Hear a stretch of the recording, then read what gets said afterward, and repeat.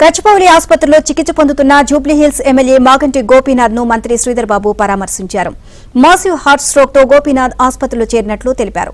ఆరోగ్యం మెరుగ్గా ఉందని, కొన్ని వైద్య పరీక్షలు చేయాలి అని డాక్టర్లు చెప్పారు అన్నారు. ప్రభుత్వం తరపున అవసరమైన చర్యలు తీసుకుందామన్నారు. ఇక మాగంటి గోపీనాథ్ త్వరగా కోలుకోవాలని ఆకాంక్షిస్తున్నారు. జూబ్లీహిల్స్ గౌరవ శాసన సభ్యులు మాగంటి గోపీనాథ్ గారి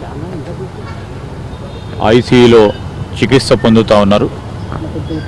మేమందరం కూడా డాక్టర్స్తోని కూడా మాట్లాడటం జరిగింది.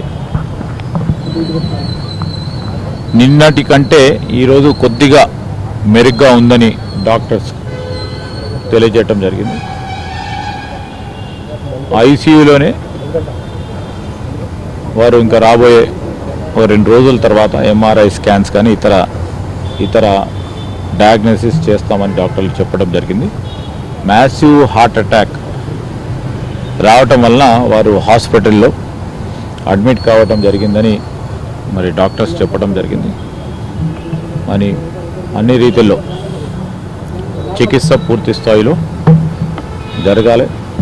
మరి ప్రభుత్వం తరఫున కూడా కావాల్సిన చికిత్సకు సంబంధించి ఇంకా మెరుగైన చికిత్సకి ఎక్కడైనా ఏదైనా అవసరం ఉంటే తప్పకుండా ప్రభుత్వం తరఫున చికిత్స చేయడానికి అన్ని ఏర్పాట్లు కూడా చేయడం జరుగుతుందని వారికి తెలియజేయడం జరిగింది.